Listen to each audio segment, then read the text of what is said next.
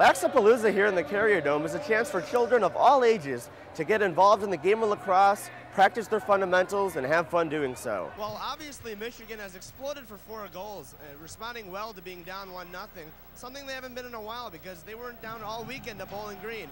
It's clear that Dinosaur Barbecue is the leader in the Syracuse community, thanks to its food, reputation, and its atmosphere. The reconstruction of the Buckley Road Bridge was supposed to be completed last December, but bulldozers and tractors can still be seen on the bridge that is narrowed down to 1 lane. Commuters who regularly drive over the bridge all seem to describe the ongoing construction with the same word. Frustrating. And it's not just commuters that are causing major backups. But whenever there's any construction vehicles coming through, then it's really hard, because one day people were turning around and going the other way, but I just waited. The date to finish construction has been pushed back to late August. Director of Engineering for the Syracuse Thruway Authority, Ken Margray, says why the date was pushed back. We ran into some unforeseen utility issues that weren't located previously, and as we got into they impacted the second stage of the project, and we knew, once we ran into those that we weren't going to be able to complete it on time. Margray says the utility issues include water lines, gas lines, fiber optics, and electric lines that were unknown when the project started, and there were some coordination problems in getting them moved in a timely fashion. Construction on the Buckley Road Bridge over Interstate 90 has been frustrating drivers for almost 2 years now.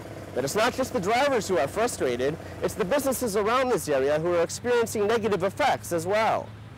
The backups on the Buckley Road Bridge cause financial problems for delivery drivers, like Ashley Diga Agostino.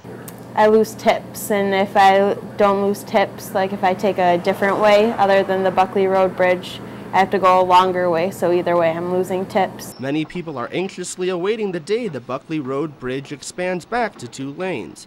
But the question remains just how long they will have to wait. 5, 4, 3, 2, 1, have fun and see you later!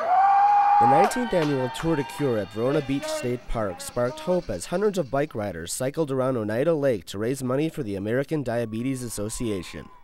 Chairman of the ADA chapter in Utica for 17 years, Michael Vitti says the Tour de Cure is unique because it is a family event. This is for all ages. It's for the kids, for moms and dads, for grams and grandpa. Everybody gets involved. Riders participate in one of 5 different races, ranging from a 15-mile course all the way up to 100 miles. Riders have to pay $150 to enter the Tour de Cure, but most people feel like it's money well spent, because unfortunately, most people know someone who's been affected by diabetes. My mother has had diabetes, but she has fortunately beat it. And my grandfather is still struggling with diabetes. I have like 3 brothers who have been touched with, unfortunately with diabetes. I have nieces that has diabetes at a young age. I have a daughter that has diabetes. She's had it quite a few years. She was 3 going on 4 when she developed it. Thomas Brennan has a unique relation to some diabetics. I lost my leg in a car accident, and I met a lot of other people that have lost their legs, like through diabetes and that. And plus, it's just like I've been living without a leg for 6 years. So it's just like I don't want other people to go through that. The real finish line for volunteers and riders is to discover a permanent cure for diabetes. Kevin Wallace, NCC News. Dana Mies, Manuel Landeco, Apolinar Rodriguez Jr. These names might not mean anything to you. However, to Paul Carr, a program specialist for a Central New York Health Improvement Company, they're as close as family. These are my peers. They died so I could live. As of anybody, they deserve respect.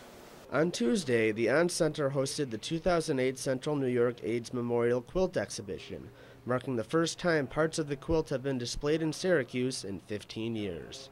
Dozens of quilts were laid out across the floor and walls to remind visitors of those who have passed away from AIDS.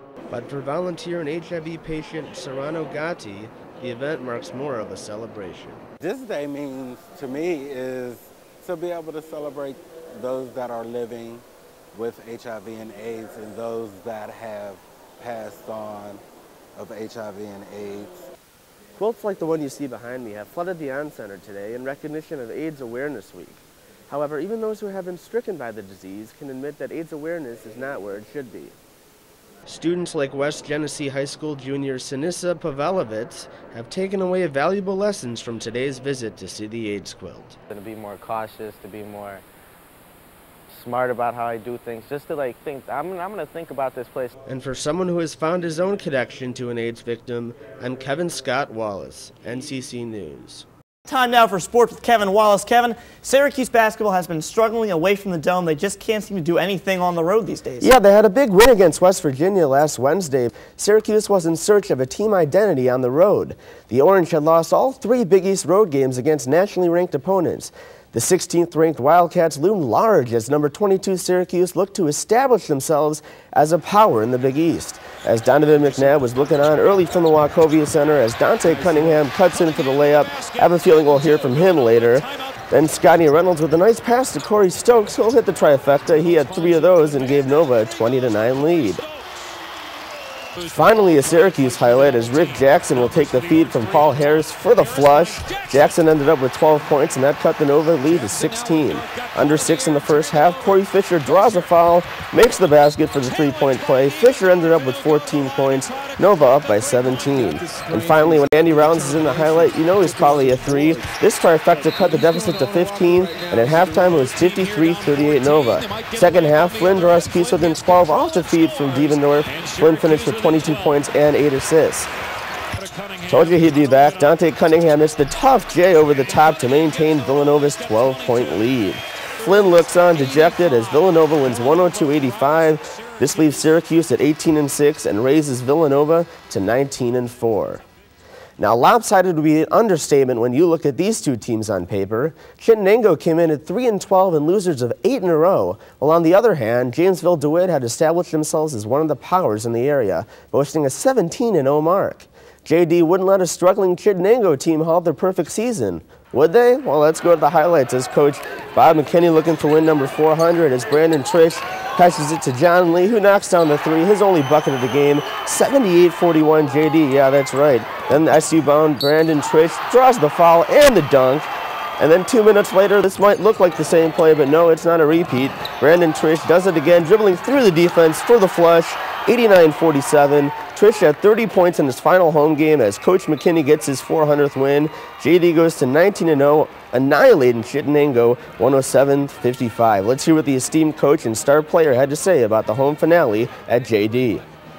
I'm happy that I got to celebrate something with this group of kids because they've done so much for the basketball program. I mean, they've taken us to a whole different level. So, you know, that part of it's pretty neat. You know, it's exciting. This is my senior night. You know, I just wanted to go out with a bang. You know, try to play the best I played in my career. West Genesee comes into their battle with the number 1 seed Henninger with confidence after their first round upset of Nottingham 54-51. West Genny was up 5 at the half, and we picked things up in the third quarter where Joe Fazio hits a 3 for West Genesee and puts them up by 6. He had 21 points. But then late in the third quarter, Kahari Blue with a little scoop and a hoop. He had 24 points, and we were knotted at 41 all after 3.